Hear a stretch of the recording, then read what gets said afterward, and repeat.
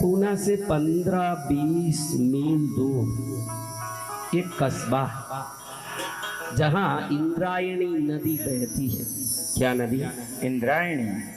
इंद्रायणी नदी के उस पावन किनारे एक सिद्धेश्वर महादेव का दरबार है, जिस दरबार में दुनिया सिर टेकने जाती है। वहां रुक्मणी नाम की एक कन्या, कौन? रुक्मणी नाम की कन्या। रुक्मणी नाम की एक कन्या अपनी सहेली सुनंदा के साथ पहले इंद्रायणी, वहां का नियम है लोगों का, नदी में पहले नहाना फिर महादेव का दर्शन करना। ये नदियों के पास रहते हैं ना, ये भी एक अवसर है। देखो हम चाह के भी जो सिटियों में रहते हैं, आपके मन में आ जाए कि अभी मेरे को गंगा में डुबकी लगाना है, तू अमीर है कि गरीब है ये मायना नहीं रखता, जो गंगा के पास है वो गंगा में डुबकी लगाता है। सत्य वचन, सत्य वचन। वो कितना भाग्यशाली। आप लोगों को हवादार फ्लैट चाहिए, हवादार बंगला चाहिए, एक अच्छी गाड़ी चाहिए जिसमें बैठ के जाने के लिए, लेकिन मेरे घर के पास एक तीर्थ हो, उस तीर्थ के पास नदी हो, उस नदी में लालू और उस प्रभु का दर्शन कर लो। इस आवश्यकता का जो मांग करता है वो भारत में जन्मा हुआ संस्कारी सत्य वचन भगवान। अरे भाग्यशाली हो। सुनंदा रुक्मणी के साथ नाद होके सिद्धेश्वर महादेव के मंदिर में जा रही है। वहां एक तपस्वी संत को देखा। संत महाराज को देखते ही चरण में गिर के नमन किए। भारत की ये बड़ी महिमा है महाराज। विदेशों में लोग कोई सी, अगर वो फादर के रूप में भी हो, क्रिश्चियन फादर, मौला मौलवी भी हो, उनको देख के तुरंत वो झुकते नहीं। उनके दिमाग में सवाल उठता है कि ये वंदन करने योग्य है या नहीं। लेकिन आप लोग भारतवासी गली में कहीं भी जाते हो ना, कोई भी एक भगवादारी दिखता है तो राम राम बाबा जी। जी गुरुदेव, सत्य वचन। क्या ये अयोग्य को वंदन करना चाहिए? जरूर करना चाहिए महाराज। मैं उल्टा बोलता हूँ, क्योंकि अयोग्य वो अपनी जगह होगा, लेकिन तू वंदन करता है तो ईश्वरीय शक्ति देखती है कि अयोग्य कोई वो इतने श्रद्धा से वंदन कर रहा है तो योग्य आएगा तो ये क्या नहीं करेगा। इसका कल्याण होना चाहिए। जय गुरुदेव। अगर योग्य मिल जाए तो ये क्या नहीं करेगा। ये भारत की धरती देश को वंदन कर रही है, क्योंकि आपके पास वो चक्षु नहीं है जिससे आप अंतर की, आत्मा की सद्गुण संस्कार देख सको। शायद मैं बाहर बैठ के कथा बोल रहा हूं, अंदर क्या कर रहा हूं राम जाने, लेकिन आप नमस्कार कर रहे हो क्योंकि ये भारत का एक परंपरा है। आप वेश को वंदन करते हो, और हमारा धर्मशास्त्र कहता है जो वेश को वंदन करता है, उस वेश को नमन करता है, तो वो शास्त्र की आज्ञा का पालन करता है। और सामने वाला कैसा भी हो जिसको हमने वंदन किया, हमको शास्त्र की आज्ञा का पालन करने का पुण्य तो मिलता ही है।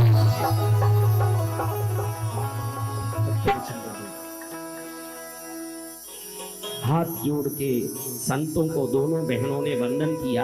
आप भी संतों के पास आशीर्वाद लेने जा रहे हो महाराज। संत को वंदन करते हो, संत क्या आशीर्वाद देंगे? क्या देंगे आशीर्वाद? बोलो रे बच्चों।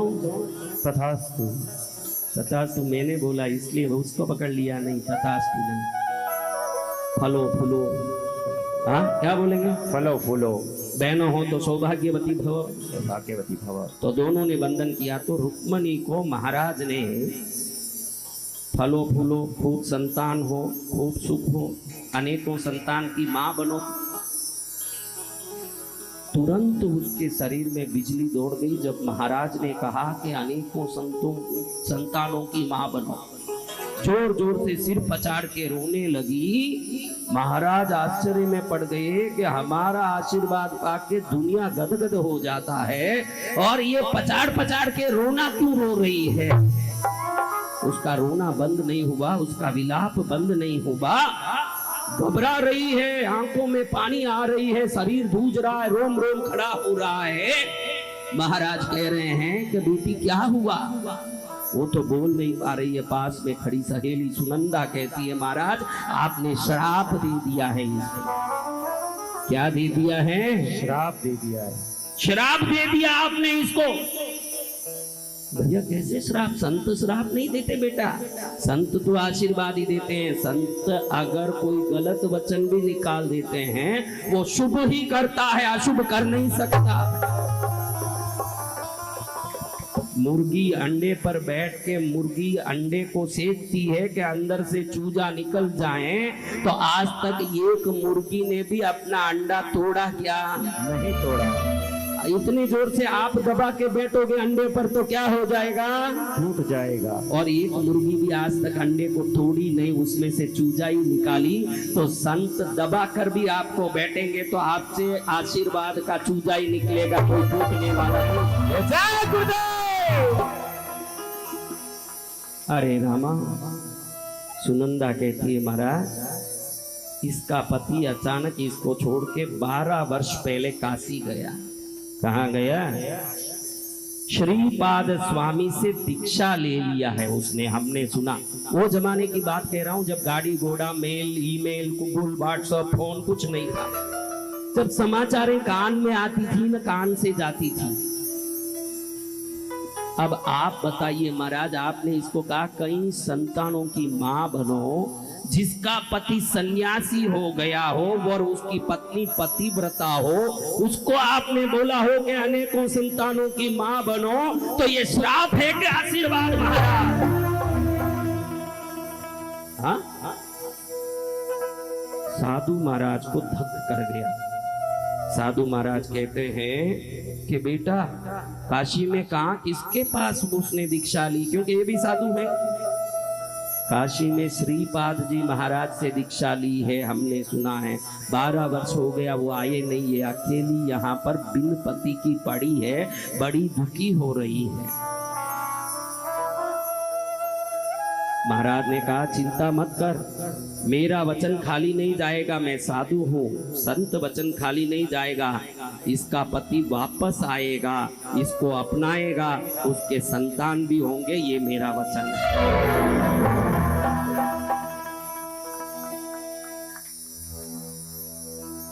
गुरु देख तेरा चेहरा करे दिल नाचण का। गुरु देख तेरा चेहरा करे दिल नाचण का, करे दिल नाचण का, करे दिल नाचण का, करे दिल नाचण का, करे दिल नाचण का। गुरु देख तेरा चेहरा करे दिल नाचण का, गुरु देख तेरा चेहरा करे दिल नाचण का। संत महाराज से आशीर्वाद लेके दोनों बहन अपनी घर गई। ये जो सुन रहे थे ना संत, ये और कोई नहीं जिनके बारे में ये दोनों बहनों ने कहा, जो श्रीपाद स्वामी काशी के, वो खुद ही थे जो सुन रहे। जय हो गुरुदेव। तुरंत वो काशी के लिए रवाना हुए। कहाँ के लिए? काशी के लिए। वो काशी के थे, तीर्थाटन के लिए निकले थे। इंद्रायणी नदी में वहाँ आसपास के तीर्थों का दर्शन करके जाने निकले थे। बहन भी देखो जब शुभ समय आया तो उनके पास ही गई, ना उनके मुख से ही आशीर्वाद निकला, ना उन्हीं के चरण में शिकायत की। आपका पुण्य प्रबल होगा तो आप बराबर कृष्णगिरी पहुंच जाओगे, उसके लिए कुछ कहना नहीं पड़ेगा। उसके लिए पुण्य प्रबल होना चाहिए। जब पुण्य प्रबल होगा आप उस स्थान पर पहुंचोगे जहीं से वो कांटा निकलना है। जय हो। हर किस्मत वाले। अभी देखिए स्वामी जी गए काशी। काशी जाके अपने शिष्यों को उन्होंने नाम दिया था। शिष्यों का अलग दीक्षा नाम होता है ना। जी भगवान। अचानक स्वामी जी ने शिष्य का नाम नहीं पुकारते हुए एक को उसके संसारिक नाम से पुकारा, जिसको वो जानते तक नहीं थे। संसारिक नाम जो नाम रखा वही नाम पुकारते थे। अचानक उन्होंने पुकारा विठल पंत, ए विठल पंत। तुरंत वो मुड़ के देखा तो इन्होंने पकड़ लिया कि यही है। बुलाया, विठल पंत शादीशुदा हो, झूठ बोल के तुमने दीक्षा ली। संत को धोखा दिया। हम यहाँ शादीशुदा परिवार वालों को दीक्षा नहीं देते हैं। अगर देना हो तो उनके परिवार की अनुमति जरूरत पड़ती है। परिवार जब अनुमति देती है तब संन्यास बनता है। तू बिन बोले कुंवारा है, ऐसे झूठ बोल के तूने मेरे पास दीक्षा ली, ये महापाप है। तेरी पत्नी अपने गांव में विलाप कर रही है, वो रो रही है तुझे छोड़ के। किसी भी आत्मा को दुख देने वाला संत नहीं बन सकता। संत वो है जो इस जन्म में यथाशक्ति लोगों के भले की कामना करता है। विठल पंत ने हाथ जोड़ा। श्रीपाद स्वामी जो आदि शंकराचार्य परंपरा के 10 नामी संतों में एक थे, उन्होंने आशीर्वाद दिया कि तू अभी के अभी इस संन्यास आश्रम को छोड़, वापस संसार में जा, तेरी पत्नी का ध्यान दे, ये मेरा आदेश है। आप लोग कैसे हो गए हो? आप लोग कैसे हो गए हो? मेरे पास एक आदमी आता है, कहता है महाराज नमकीन का दुकान रखना है, आशीर्वाद दीजिए। हाँ, मैं कहता हूं तेरा नमकीन का धंधा चलेगा नहीं, क्योंकि नमक चंद्र का और तेरा चंद्र नीच है। जब तेरा चंद्र नीच का है, वो तू नमकीन बेचने जाएगा तो पड़े पड़े छिट्टा पड़ता जाएगा, बिकेगा नहीं। मत कर। तो वो बोलेगा महाराज सब पूरा दुकान का फर्नीचर हो चुका है, पूरा तैयारी हो चुका है, भैरूनाथ नमकीन नाम भी लगा दिया है, मुहूर्त भी निकाल दिया है, अब आप आशीर्वाद दो कि अच्छे से चले। अरे मूर्ख, मैंने कह दिया वो नहीं चलेगा। नहीं महाराज आप बोलो ना, चलेगा चलेगा। यानी आज आप लोगों को अपनी मर्जी गुरु के मुख से निकलवानी है, गुरु की मर्जी सुननी नहीं है। ये जमाना जो अपनी मर्जी है वो कैसे भी गुरु के मुख से निकाल दो, जो अपनी मर्जी है वो गुरु अपने मुख से निकाल दे। नहीं महाराज आप बोल दो ना, हो गया, सब तैयार हो गया, हम क्या करें।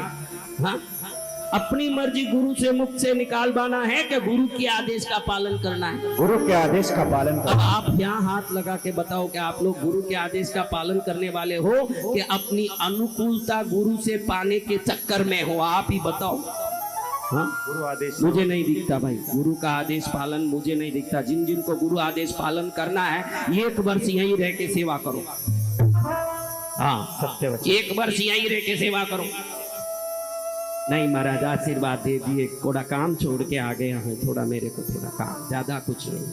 फिर आदेश का कोई इज्जत ही नहीं है। ध्यान रखो, आदेश वो है जिसको बोलने के बाद करना ही पड़ता है, सूली चढ़ना पड़े कि आग में चलना पड़े। जो बोला वो किया, वही आदेश है। जय गुरु। विठल पंत हाथ जोड़ के खड़े थे, उनकी दीक्षा नाम था चैतन्य आश्रम। क्या नाम था? चैतन्य आश्रम।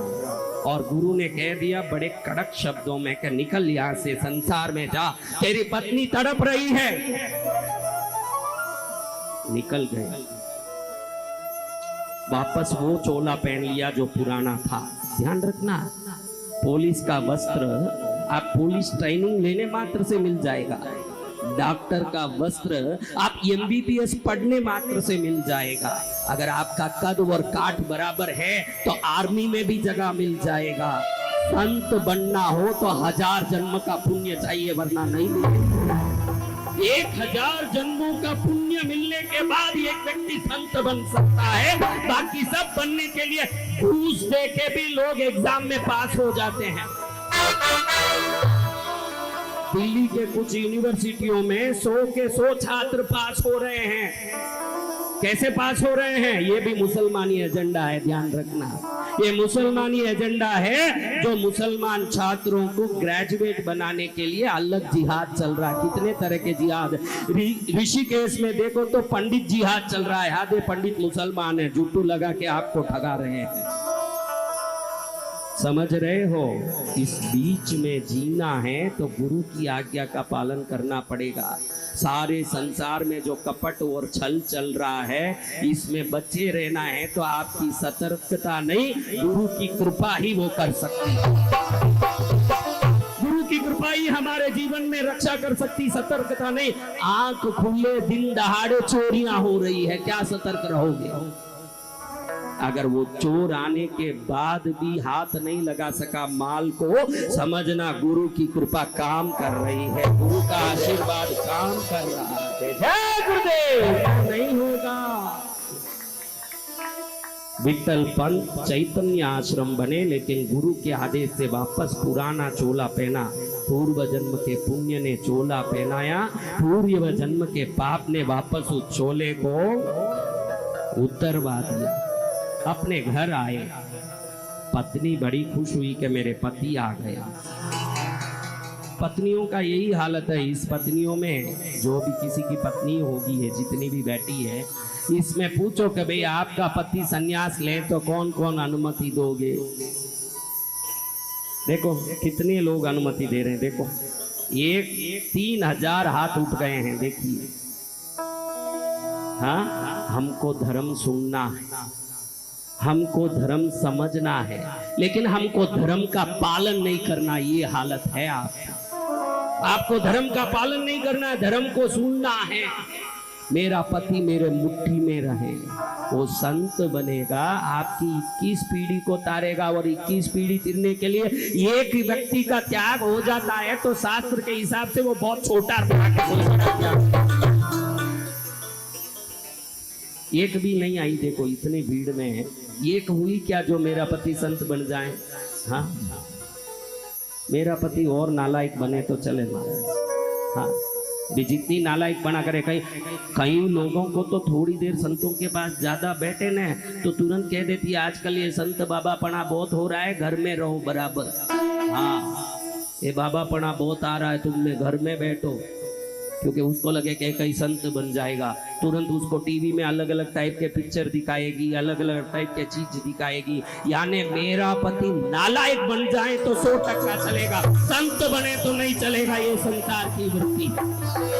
गांव में गया, गांव वाले लोग कह रहे हैं कि पैर मत रखना।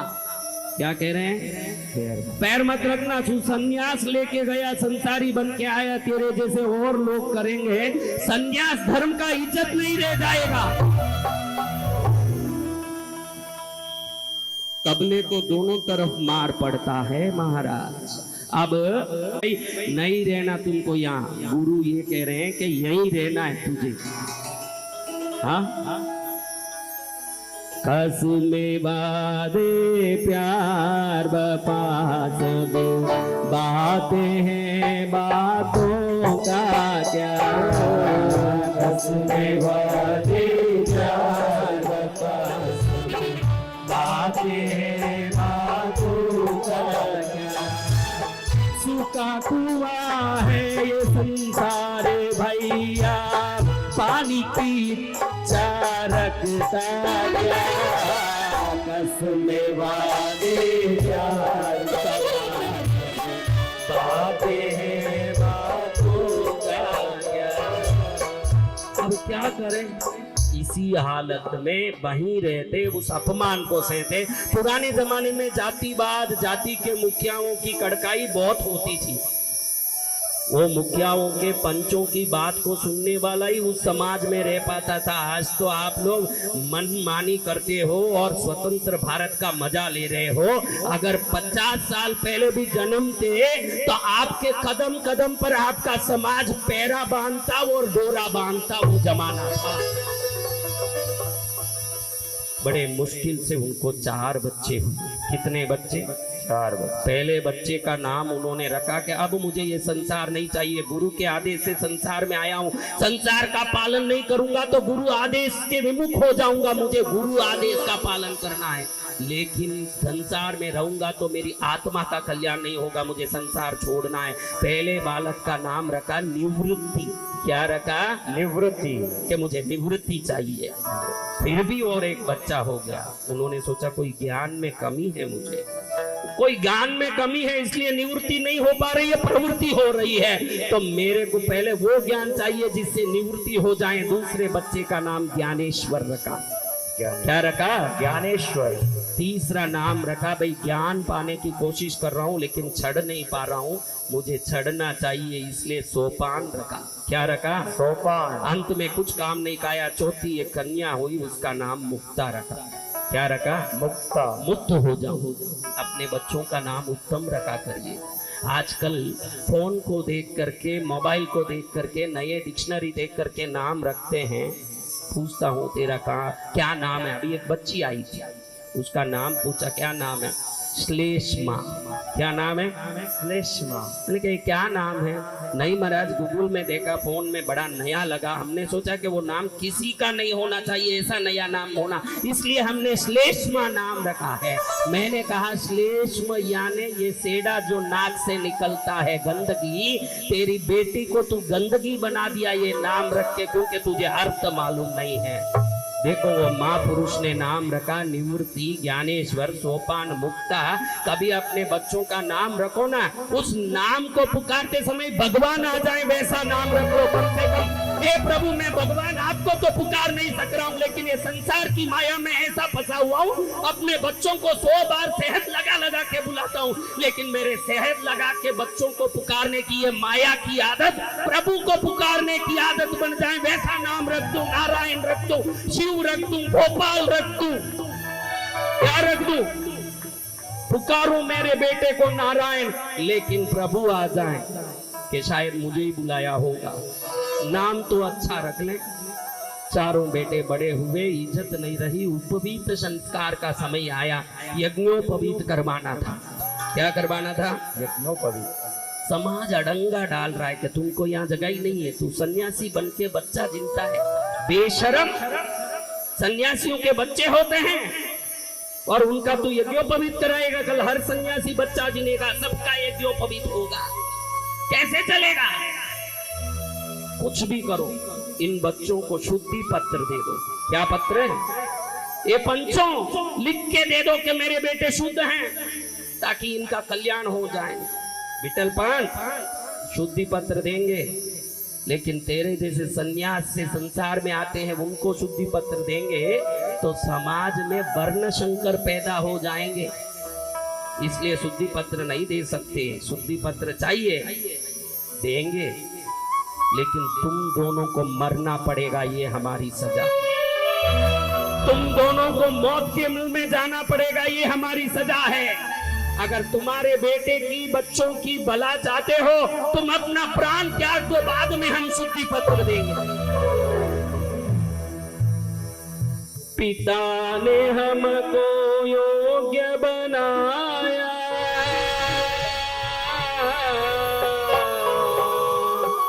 पढ़ा लिखा गुणवान बनाया,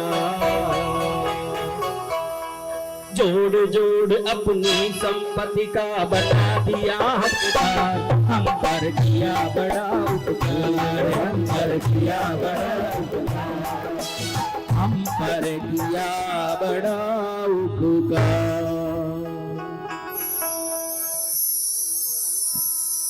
विठल पंत ने सोचा कि गुरु की आज्ञा से मैं संसार में आया, मैंने संसार को पकड़ा, लेकिन संसार मुझे नहीं पकड़ रहा है।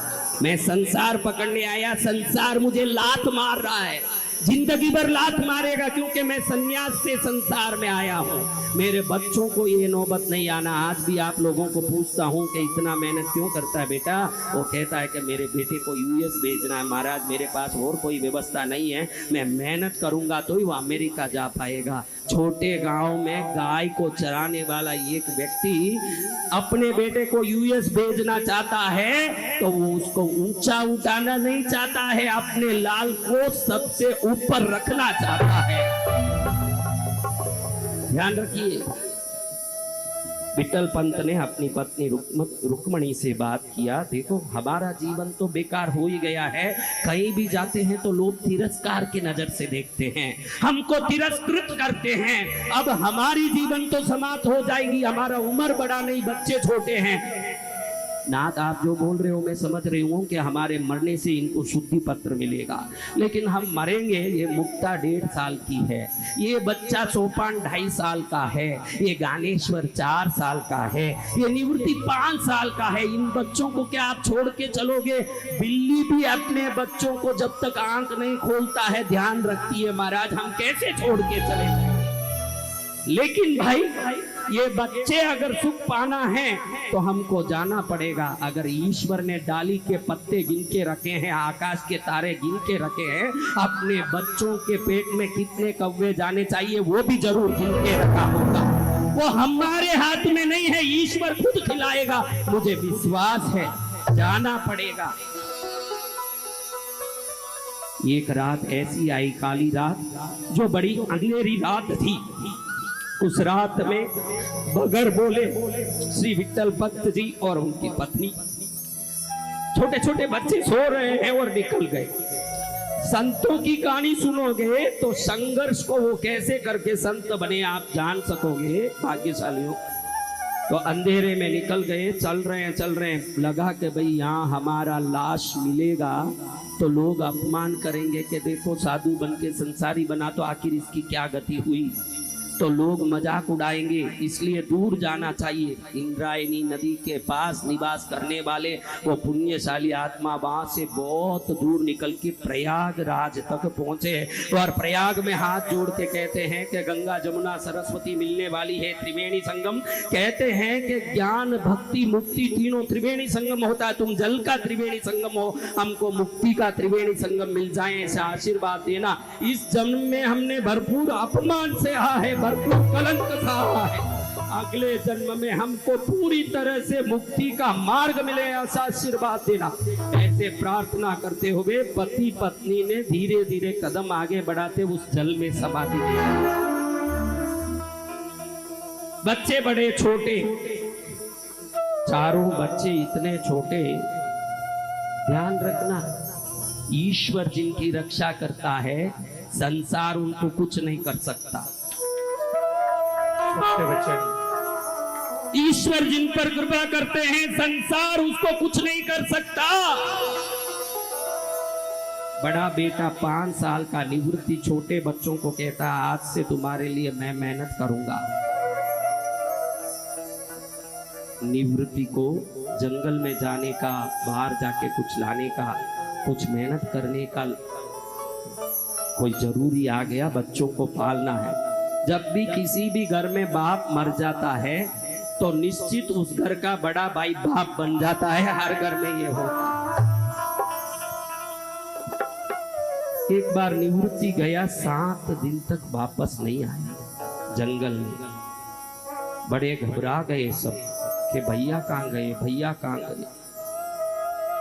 सबको लगा कि ये भी कहीं मर गए या चले गए, क्या हुआ। 8वें दिन बड़ी तेजस रूप लेकर के निवृत्ति वापस आए। भैया भैया भैया आप आ गए, भैया आ गए, आपके बगैर कैसे रहेंगे भैया, आप खाना वाना मत लाना हमारे लिए, हम भूखे रह जाएंगे, भूखे मरेंगे, लेकिन आपका चेहरा दिखाते रहना हमको ये काम।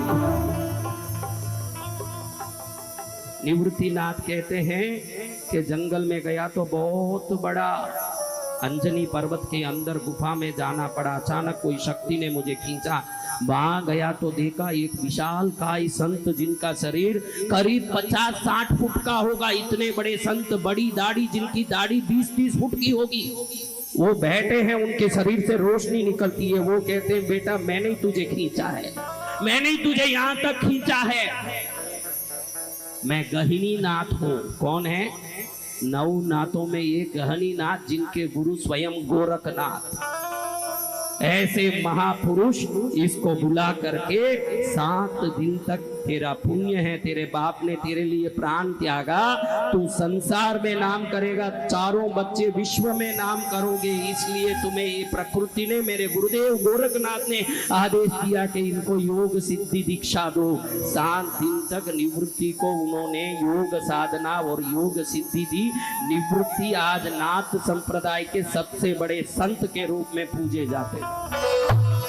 उनकी शक्ति को देख करके ज्ञानेश्वर दो दूसरे भाई थे, उन्हीं से दीक्षा ली, अपने सगे भाई से। वो दीक्षा लेकर के महापुरुष बने। उम्र उनका 7 साल का। कितने साल का? 7। वो भी बड़े दीक्षा से पारंगत महायोगी हुए। ये घटना जो मैं बता रहा हूँ, इधर आप जरूर कई लोग गए होंगे जो महाराष्ट्र के हो, वो आलंदी का गांव आलंदी। इस पावन भूमि पर ज्ञानेश्वर हुए। वहां से निकलते हुए उन्होंने सोचा कि जो शुद्धि पत्र की बात थी, ये शुद्धि पत्र ले लेना, क्योंकि मेरे माँ बाप तो उसी कारण प्राण त्याग गए, अब तो हमको शुद्धि पत्र मिलना हमारा अधिकार है। पैटर्न गए वहां से, कहाँ पर? पैटर्न पर जाकर के शुद्धि पत्र की मांग अपने समाजपतियों से की। उन्होंने कहा शुद्धि पत्र तो देना, तेरे माँ बाप तो गए तो शुद्धि पत्र देना तो चाहिए, लेकिन तुम जैसे नालायक शुद्धि पत्र लेके भी क्या करोगे? ये समाज है, ध्यान रखना, ये समाज जब कुछ नहीं देना चाहता है तो फिर हर शर्त करके भी नहीं देगा।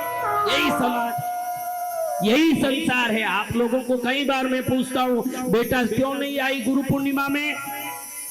नहीं महाराज, भतीजे की शादी थी। ध्यान रखना मेरी बच्चियों, आपका भतीजा आपके बगैर भी शादी कर सकता है, क्योंकि आपके नहीं जाने से वो शादी नहीं रुकेगी। आपके गुरु चरण में नहीं आने से आपके जिंदगी के कई पुण्य रुक जाएंगे, ये ध्यान में। कोई शादी रुकने वाली नहीं है, कोई संसार रुकने वाला नहीं है। कोरोना में मैंने देखा है आंखों से, माँ बाप की लाश पड़ी है और मुहूर्त निश्चित होने से बेटों ने शादी की है। माँ बाप की लाश तक की कदर नहीं रखी, भतीजा क्या कदर रखेगा? सत्य वचन। संतों के चरण में रहो, सुखी रहोगे। संतों के चरण में रहो, उद्धार हो जाएगा। समाजपति कह रहे हैं शुद्धि पत्र नहीं देंगे, तुम नालायक हो। क्या कह रहे हैं? यही समाजपतियों ने पहले क्या कहा था, माँ बाप मर जाए तो दे देंगे। अब ज्ञानेश्वर जी नाम अनुरूप थे, ज्ञानी थे, उन्होंने कहा हम नालायक है, आप कैसे कहते हो, तुम भैंस जैसे हो। उन्होंने क्या कहा? भैंस जैसे हो? भैंस जैसे? फिर क्या, तुमको क्या बोलना आता है? ज्ञानेश्वर जी ने बड़े गंभीरता से कहा कि हमको ऋग यजुर अथर्वादि वेद आते हैं, हम वेद पंडित हैं, हम ज्ञानी हैं। अच्छा, भैंस को ज्ञान आता है? उस समय वहां एक भैंस जा रहा था, उसको दिखा के कहा कि तुझे वेद आता हो तो इस भैंस को भी आना चाहिए, बता दे ये भैंस से वेद बुलवा के फिर हम शुद्धि पत्र देंगे। क्योंकि नहीं देना था तो कोई ना कोई बात करनी थी। लेकिन ज्ञानेश्वर जी ने उस भैंस को देख के बोला कि अगर गीता में है प्रभु आप कह रहे हो सर्वत्र मम स्थानम सर्वत्र मम कार्यम, अगर सब जगह आपका स्थान है, सब जगह आप कार्य करते हो, तो इस भैंस से वेद बुलवा के दिखाओ। उसी समय भैंस ने मुंह खोला, वेद की ऋचाओं को एक सरीके अमृत की धारा की तरह बहाने लगा वो भैंस। उसी समय सभी पंडितों के हाथ पैर हिल गए कि ये 8 साल का बच्चा भैंस से वेद बुलवा रहा है। अब ज्ञानेश्वर पुस्तक से तिब्बत तक ये बात पहुंच गई कि ज्ञानेश्वर जी ने भैंस से वेद बुलवाया। कहां तक पहुंच गई? तिब्बत तक बात पहुंच गई और पंडितों को शुद्धि पत्र देना पड़ा। लेकिन शुद्धि पत्र देते समय उसमें भी अड़ंगा किया, तुम चारों शादी नहीं करोगे। क्या? क्योंकि और तुमसे कोई पुत्र उत्पन्न होगा कि वो भी अशुद्ध खून होगा, वो भी अशुद्ध रक्त होगा, तुमसे ये कलंक समाप्त हो जाना चाहिए। चारों को शादी करने की अनुमति नहीं है। अभी आपको आपके समाज में कोई अनुमति दे, आप बोलोगे तू न तेरी अनुमति जा रहे मैं देख लेता हूं।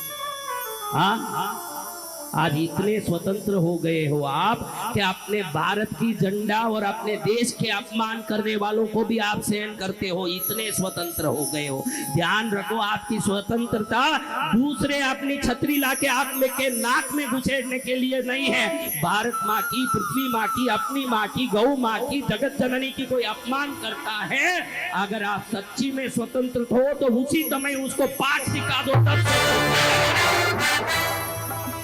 उसी समय उसको पाठ सिखा दो, तब स्वतंत्र हो। अपनी मर्जी करने के लिए स्वतंत्र हो, नालायक हो तुम लोग। उन्होंने लिख के दे दिया कि भाई शादी होगी नहीं, तुम्हारे पुत्र उत्पन्न नहीं होंगे, तुम लोग इस संसार में हमारे साथ रह सकते हो। शुद्धि पत्र मिल गई। कंडीशन क्या हुआ? शादी नहीं कर सकते, विवाह नहीं कर सकते। वो वहां से नेवासा जा, नेवासा कोई गए हैं? नेवासा गांव कौन गए? हाथ ऊंचा करो बराबर। कई लोग गए हैं नेवासा में, आपने देखा होगा ज्ञानेश्वरी का स्थान है। 15 वर्ष उस बच्चे का होने तक उन्होंने क्या क्या किया। जब रास्ते में जा रहे हैं तो एक औरत छाती पीट पीट के रो रही है। क्या कर रही है? छाती पीट पीट कर। हाँ, लोगों को मुर्दा उठाने नहीं दे रही है। उनका पति मर गया है, वो कल सुबह मर गया। कब? लोग बड़े प्रयत्न करते हैं कि अब ये दुर्गंध आ रही है इस मुर्दे से, इसको समाप्त कर दो। कितना भी प्यारा हो भाई, शरीर छूटने के बाद उसको मानक चंद कहोगे कि डेड बॉडी कहोगे? हाँ, डेड बॉडी। नाम धाम धन सब यहीं रहने वाला है। फिर बोलेंगे बॉडी को उठा दिया क्या, बॉडी को नला दिया क्या, बॉडी को ले गए क्या, बॉडी को जला दिए क्या? सिर्फ बॉडी बनने वाली शरीर रख के इतना सारा माथा कूट कर रहे हो तो थोड़ा समझ लो कि जो बॉडी बनने वाली है, क्या बनने वाली है? ये गाड़ी बन के मोक्ष तक जाए वैसा कोई व्यवस्था करो। खाली बॉडी नहीं बन जाए, गाड़ी बने। क्या बने? गाड़ी बनी। हाँ, मोक्ष को जाने का रथ बने। रास्ते में वो रो रहे हैं, ज्ञानेश्वर जी वहीं खड़े हो गए। बड़े भाई गुरु हैं। कौन है बड़े भाई? निवृत्ति जी गुरु हैं। गुरुदेव बड़ी दया आ रही है मुझे। निवृत्ति ने वहां पूछा कि इनका नाम क्या है? जो मरा ना उसका नाम सच्चिदानंद। क्या नाम? सच्चिदानंद। कई बार ऐसा होता है, एकदम गली में भीख मांगती है ना, उसको पूछता हूँ माई तेरा नाम क्या है? महालक्ष्मी बोलती है। क्या है? महालक्ष्मी। महालक्ष्मी क्या कर रही है? इधर ही एक आदमी मेरे पास आया, गुरुदेव रात भर डर लगता है, रात भर बहुत घबराहट होती है, एक मिनट भी शांति नहीं, डर के मारे घबरा रहा हूँ। तेरा नाम क्या भाई? वीरचंद। क्या है नाम? नाम वीरचंद। हाँ, ये सच्चिदानंद, सत्य चित्त आनंद, यानी चित्त यानी सदा के लिए रहने वाला सत्यमय आनंद, वो मर गया। तो निवृत्ति जी हंसने लगे कि सच्चिदानंद कैसे मर सकता है भाई, वो तो सदा के लिए अमर होता है। तो ज्ञानेश्वर जी, भैया सच्चिदानंद नहीं मरेगा? नहीं मरेगा भैया, वो सच्चिदानंद है, वो अमर होता है। तो ज्ञानेश्वर जी ने मुर्दे को कहा, सच्चिदानंद काई का मरता है? मेरे गुरु कहते हैं कि सच्चिदानंद नहीं मरेगा, उठ। ऐसे कहा। उसी समय पिछले दिन मरा हुआ, दुर्गंध से सड़ के फूला हुआ वो मुर्दा उसी समय में शरीर में कांति और तेज प्राण पाके खड़ा हो गया। उसमें प्राण आ गया, वो खड़ा हो गया। पूरी दुनिया में ये बात फैल गई कि ज्ञानेश्वर जी ने मुर्दे को खड़ा किया। किसको? मुर्दे को खड़ा किया। मुर्दे को खड़ा किया ज्ञानेश्वर जी महाराज। वहां से नेवासा जाते हैं जब उनका उम्र बहुत छोटा। उस उम्र में आप लोग मोबाइल गेम खेलते होते हैं। क्या करते हैं आप लोग? मोबाइल गेम खेलो। उस उम्र का बच्चा भगवत गीता का विवेचन लिखने लगे। आज भी गर्व से कह सकते हैं कि आदि शंकराचार्य के भगवत गीता के भाष्यार्थ के बाद अगर कोई भाष्यार्थ विश्व में भगवत गीता का विवेचन को निरूपण के साथ करता है तो वो 15 वर्ष के उम्र की ज्ञानेश्वरी करता है। 15 वर्ष की उम्र में उन्होंने ज्ञानेश्वरी गीता लिखी, जिसके तत्वार्थ को आज भी कोई तोड़ नहीं सका। योग की व्याख्या, आत्मा की व्याख्या, धर्म की व्याख्या, संस्कार की व्याख्या, जीवन की व्याख्या, तत्व की व्याख्या, गुण ज्ञान की व्याख्या। अगर आप कभी जीवन में मौका पड़े तो कल्याण गोरख प्रेस का एक गीता प्रेस का, गोरखपुर गीता प्रेस का ज्ञानेश्वरी हिंदी टीका मिलता है पुस्तक। एक पन्ना भी रोज पढ़ने का कोशिश करोगे तो कैसे भी नालायक अनाड़ी का आपका जीवन आज का हो, पढ़ के खत्म करो जब तक ज्ञानेश्वर जी की कृपा प्राप्त होंगे। ऐसी शक्ति 15 वर्ष पूरा हुआ 1690 1690वें वर्ष में उनका 15वां वर्ष पूरा हुआ ने ज्ञानेश्वरी की विशद व्याख्या भी उन्होंने पूरा किया। आप कल्पना करो कि 15 वर्ष के उम्र में कोई गीता का भाष्यार्थ कैसे लिख सकता है? 18 अध्यायों को हजारों पन्नों में कैसे अर्थ कर सकता है कोई 15 साल का बच्चा? क्योंकि वो बच्चा नहीं है, गुरु के रूप में भगवान आए हैं।